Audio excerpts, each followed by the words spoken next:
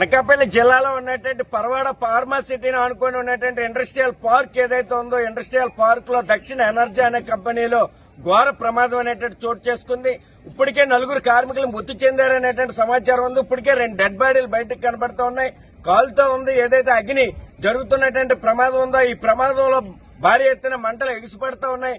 అందుకని జిల్లా అధికార యంత్రాంగం ఇలాంటి పరిశ్రమల మీద సమగ్రమైన దర్యాప్తు చేయండి.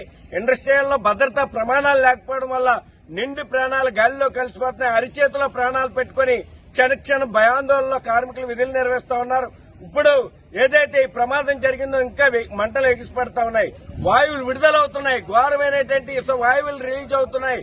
కాబట్టి పొల్యూషన్ కంట్రోల్ బోర్డు అధికారులు అలాగే జిల్లా అధికార యంత్రాంగం దీని మీద సమగ్రమైన దర్యాప్తు చేయండి. మృతి చెందిన కుటుంబాలకు ₹1 నష్టపరిహారాలు చెల్లించాలని సిఐటియు అనకాపల్లి జిల్లా కమిటీ డిమాండ్ చేస్తోంది.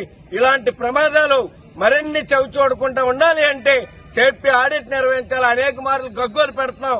సిఐటియు కార్మిక సంఘం ఫిర్యాదులు చేస్తూ ఉంది. అయినా ప్రభుత్వ అధికారులు సేఫ్టీ ఆడిట్ నిర్వహించకపోవడం వల్ల ఇలాంటి ప్రమాదాలు జరుగుతూ ఉన్నాయి. ఇప్పటికైనా భద్రతా ప్రమాణాలు పాటించడం కోసం చర్యలు చేపట్టాలనేసి సిఐటియు అనకాపల్లి జిల్లా కమిటీ డిమాండ్ చేస్తోంది.